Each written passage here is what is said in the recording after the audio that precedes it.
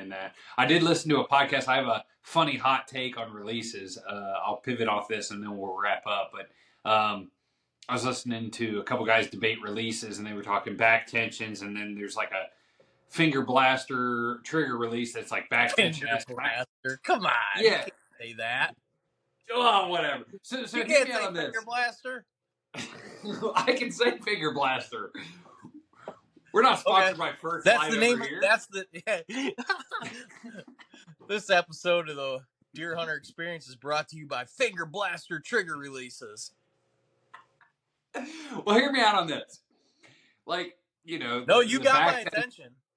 Okay, the back tension, the thumb button, blah, blah, blah. I'm like, I look at snipers. Snipers still to this day use a trigger mechanism with their pointer finger. I think we in the archery world sometimes just need to be like, okay, if a sniper is doing it, right, it's not that bad of an option to shoot a trigger mechanism release. Yeah. I'm just saying. I'm gonna throw that out there. A guy literally hired, probably getting 6 figures plus, well into the 6 figures, to kill people at distance, shoots a finger blaster essentially. I think I'm gonna continue to hunt deer with a trigger release. All these big platforms. Do you like racks? Well, check out our website for affordable shed mounting solutions. We designed our systems to not only be budget-friendly but also versatile, so you can swap out antlers or pull them down for a closer look. Now, show them antlers some respect and display them because we know you like to look at racks. You know, they credit Cam Hanes to being one of the greatest hunters of all time, and he's a finger blaster. Yeah? What's your release setup?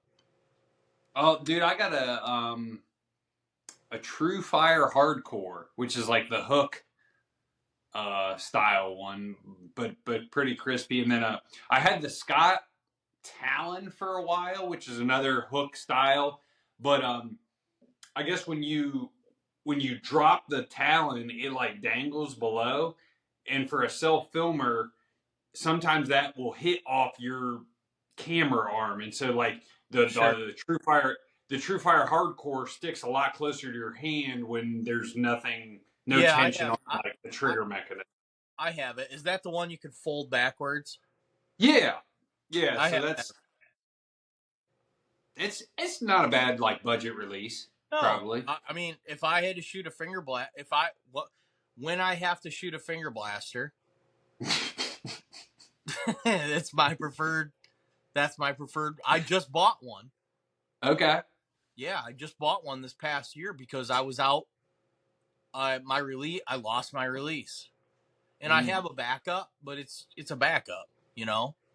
So I had to go to the store to get a release, and they didn't have the one that that I shoot, and it's what's the company? Scott. I shot the Talon, which is their hook release. No, the one we're talking about. Is it True Fire?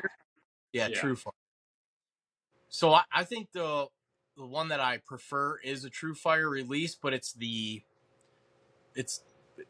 I don't know how what do you say? I hold mine. It's not a hinge, but it looks like a hinge. Thumb button. Yeah, thumb button. Thank you.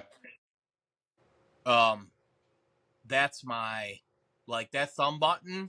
When I bring that thing up and just like stuff that thing right here into my face and chin, and my strings right across my nose. Oh my God.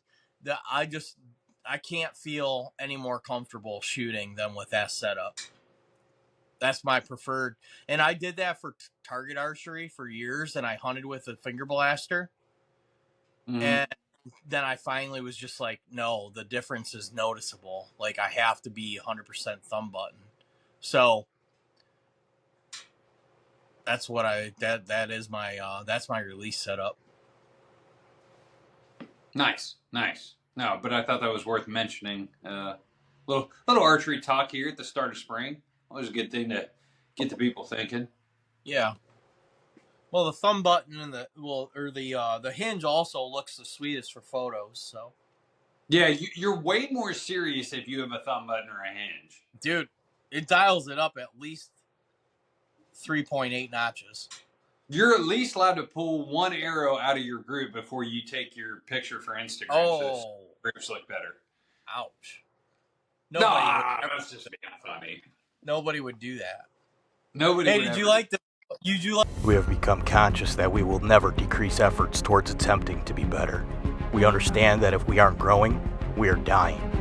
We simply refuse to accept status quo. We will continue to gain education through experience, and when we kill that buck of a lifetime, there will have been nothing accidental about it. Be surgical.